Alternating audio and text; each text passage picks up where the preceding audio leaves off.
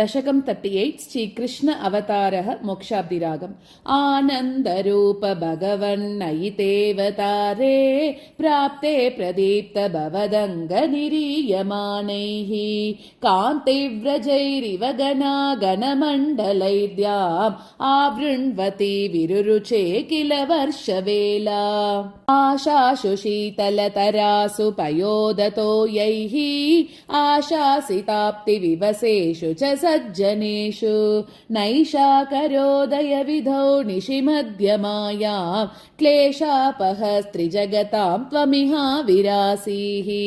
बाल्यस्पृशापि वपुषा ददुषा विभूतिः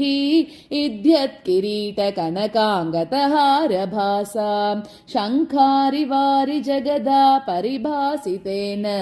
मेघासितेन परिलेसितसूतिगेः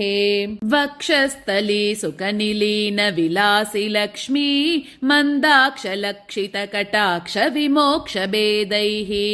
तन्मन्दिरस्य कलगं सकृतामलक्ष्मीम् उन्मार्जयन्निव विरेजित वासुदेव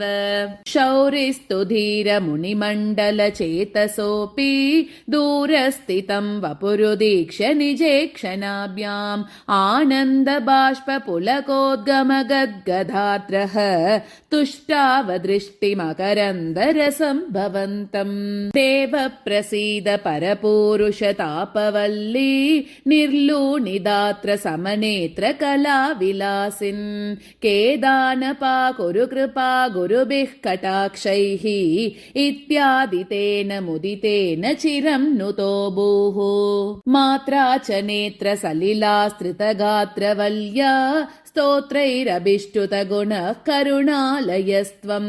प्राचीनजन्मयुगलं प्रतिबोध्यताभ्यां मातुर्गिरा ददितमानुषबालवेषम् त्वत्प्रेरितस्तदनु नन्दतनूजया ते व्यत्यासमारचयितुं सहि शूरसूनुः त्वां हस्तयोरदितचित्तविदार्यमार्यैः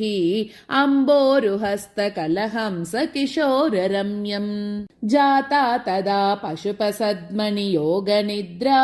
निद्रा विमुद्रितमता कृतपौरलोकम् त्वत्प्रेरणात् किमिव चित्रमचेतनैर्यद् द्वारैः स्वयं व्यगडि सङ्घटितैः सुगाढम् शेषेण भूरि पनवारितवारिनाथ स्वैरं प्रदर्शितपतो मणिदीपितेन त्वां धारयन् सकलु धन्यतमः प्रतस्ते सोऽयं त्वमीश मम नाशय रोगवेगान्।